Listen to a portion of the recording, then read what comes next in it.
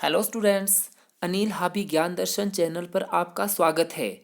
आज मैं स्वर और व्यंजन विषय को लेकर उपस्थित हुआ हूँ। शुरू करने से पहले आप मेरे चैनल को लाइक, कमेंट, शेयर और सब्सक्राइब करना ना भूलें। शुरू करते हैं स्वर और व्यंजन। सर्वप्रथम, स्वर किसे कहते हैं? जिनका उच्चारण बिना किसी दूसरे वर्ण की सहायता से हो उसे स्वर कहते हैं।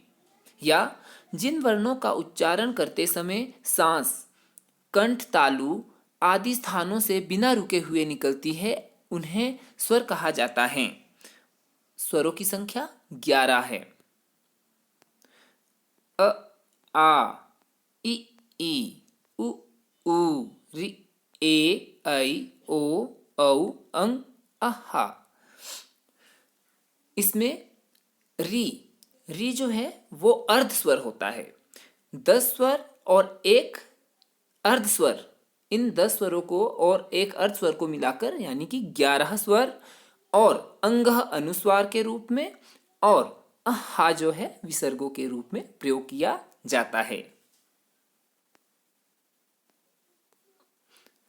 स्वर के भेद। अब स्वर के कितने भेद होते हैं? स्वर के 3 भेद होते हैं: ह्रस्व स्वर, दीर्घ स्वर और प्लुत स्वर। ह्रस्व स्वर ह्रस्व स्वर जिन स्वरों को बोलने में कम समय लगता है उन्हें ह्रस्व स्वर कहते हैं। हिंदी में ह्रस्व स्वरों की संख्या 4 है। अ, इ, उ, रि जो है ये ह्रस्व स्वर है। अब दीर्घ स्वर वे स्वर होते हैं जिनको बोलने में अधिक समय लगता है या ह्रस्व स्वर से 2 गुना समय लगता है, उन्हें दीर्घ स्वर कहा जाता है। ये दीर्घ स्वर, इनकी संख्या जो है 7 होती है। आ, ई, उ, ए, ऐ, ओ, औ ये जो है दीर्घ स्वर होते हैं। आगे है प्लुत स्वर। किसे कहते हैं? प्लुत स्वर वे स्वर होते हैं जिनका उच्चारण करने में ह्रस्व स्वर से 3 गुना समय लगे। 3 गुना समय लगता है ह्रस्व स्वर से ज्यादा प्लुत स्वर को बोलने में। इसका प्रयोग सदैव पुकारते समय भी किया जाता है, जैसे राम, अरे, सुनो आदि। आगे है व्यंजन। व्यंजन किसे कहते हैं? व्यंजन जिन वर्णों को बोलने के लिए स्वरों की सहायता लेनी पड़ती है उन्हें व्यंजन कहते हैं। दूसरे शब्दों में हम कह सकते हैं कि व्यंजन उन वर्णों को कहा जाता है जिनके उच्चारण में स्वर वर्णों की सहायता ली जाती है। वैसे व्यंजनों की संख्या 33 है, लेकिन हिंदी वर्णमाला में व्यंजनों की संख्या 41 होती है।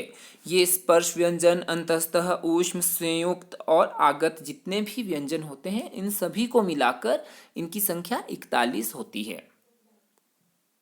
व्यंजन व्यंजन जो है 4 प्रकार के होते हैं।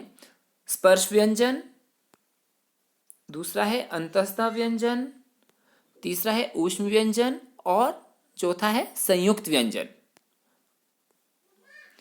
स्पर्श व्यंजन, पहला जो है स्पर्श व्यंजन। स्पर्श व्यंजन जिनका उच्चारण करने के लिए जीभा को मुख के सभी स्थानों से स्पर्श करना पड़ता है। इनकी संख्या 25 होती है, कवर्ग से लेके पवर्ग तक, जैसे क, ख, ग, घ, अंगः, च, छ, ज, झ, य, ट, ठ, ड, ढ, ण, त, थ, द, ध, न, प, फ, ब, भ, म। ये 25 स्पर्श व्यंजन जमा इसमें 2 व्यंजन जो है ड़ और ढ को भी स्पर्श व्यंजन में ही गिना जाता है। आगे है अंतस्तः व्यंजन। ये व्यंजन जो वर्ण स्पर्श और ऊष्म के बीच आते हैं उन्हें अंतस्तः व्यंजन कहते हैं। य, र, ल, व ये जो है इनकी संख्या 4 है। आगे है ऊष्म व्यंजन। ऊष्म आपको नाम से ही पता चल रहा है, जिन वर्णों को बोलने में मुख से गर्म श्वास निकले उन्हें ऊष्म व्यंजन कहते हैं। श, श, स, ह इनकी संख्या भी 4 है। ऊष्म व्यंजन की संख्या 4 है। संयुक्त व्यंजन संयुक्त व्यंजन होते हैं एक से अधिक व्यंजन वर्ण और एक स्वर वर्ण को साथ मिलाकर जो है संयुक्त व्यंजन बनता है। जैसे क्ष, त्र, ज्ञ, श्र। उदाहरण के लिए क जमा श जमा अ क्ष, त जमा र जमा अ त्र, और ज जमा य जमा अ ज्ञ, और श जमा र जमा अ श्र। ये सारे संयुक्त व्यंजन हैं। इसमें और भी जो आगत व्यंजन है ज और फ, इसमें दो आगत है ज और फ। फ, फन, फन, फन, फ के नीचे जब नुक्ता लगता है या ज के नीचे जब नुक्ता लगता है।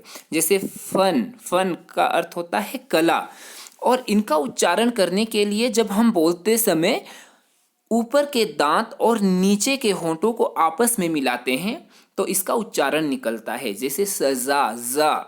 तो यहाँ पे सजा, सजा का अर्थ होता है किसी को सजा देना। जैसे पुलिस ने चोर को सजा दी। यहाँ पे फन, एक अगर हम फन बोलते हैं तो फन होता है सांप का मस्तक, और फन, फन कला यानी कि हुनर, वो जो है आगत स्वर में आते हैं। ये थी स्वर और व्यंजन की एक छोटी सी वीडियो। मिलते हैं ऐसी ही एक और नई वीडियो के साथ। धन्यवाद।